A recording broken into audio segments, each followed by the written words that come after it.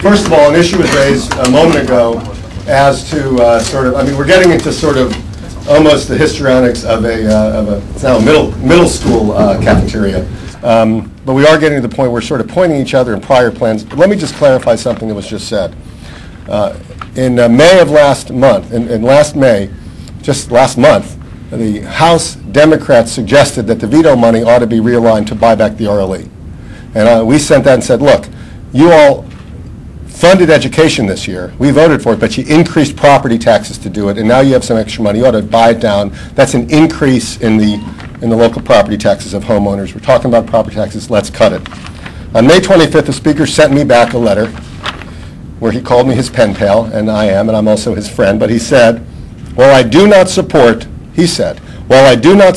cutting nearly $1 billion in school funding as proposed in your current property tax relief plan, I believe that this aspect of your proposal demonstrates a willingness, and then he went to talk about class size.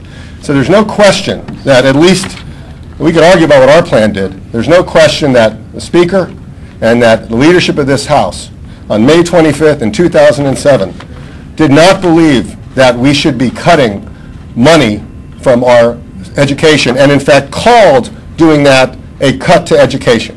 So I want to make it very clear. What's going on now is totally different than what was happening a few weeks ago. And what you're going to see tonight is, I think, and over the next day, is something that's going to be very difficult for us to go through for this reason. My caucus supports property tax relief. You just saw a policy and budget meeting where all but one member voted for a very substantial $15 billion rollback of state and local and county government.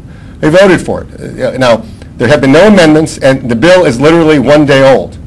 They announced Friday night before a Monday hearing what the numbers were going to be.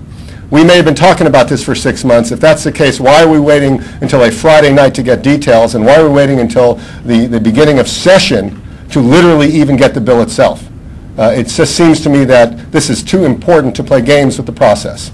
And go ahead. You're being rushed, though. I mean, my colleagues brought that up. Why this hurry-up offense? I have no idea.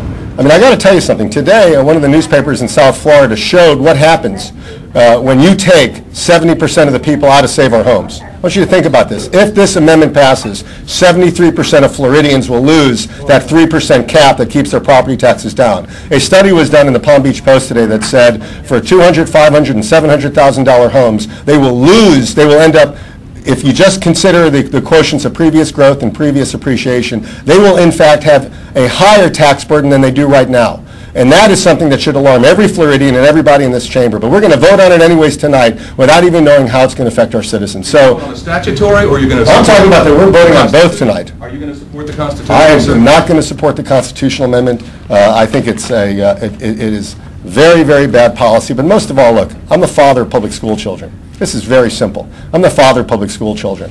We are taking $7 billion out of public education. $7 billion. It's amazing if you look at the way this thing is being spun. They no longer are allowed, I guess the internal rules are they're not allowed to call it a cut in school funding. It's now a tax cut. It's not a cut in school funding. It's exactly what the Speaker called it just a few weeks ago. And just to be clear, assuming the amendment does get the 3/5 vote, will Democrats support putting it on the January? We're going to talk about that in a few minutes in my caucus. The question we have to decide is if it gets the votes to pass, and I think most Democrats, in fact all of them I suspect, will vote against the amendment itself. If it gets the votes to pass, the question is going to be whether we're going to stop the people from voting, or we're going to have the vote in January or November. And it may well be our judgment to do it in January, because why not let them do it?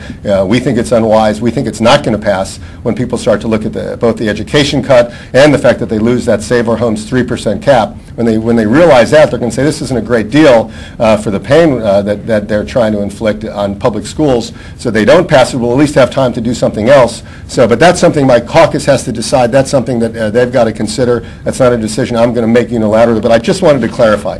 May 25th, it was that what we were doing, exactly what they claim we were doing, but what they're doing for sure, was a cut to school funding. And it was something that the Republicans in this legislature did not support, although I will give them this out. They said they did not support cutting nearly $1 billion in school funding. Now that we're at $2 billion, maybe that is what they meant when they said they didn't want $1 billion, because it clearly, unquestionably, is a different position. And as the party in charge, they've got to explain where that money is coming from. We've got to prepare. I've got a caucus meeting. I just wanted to clarify.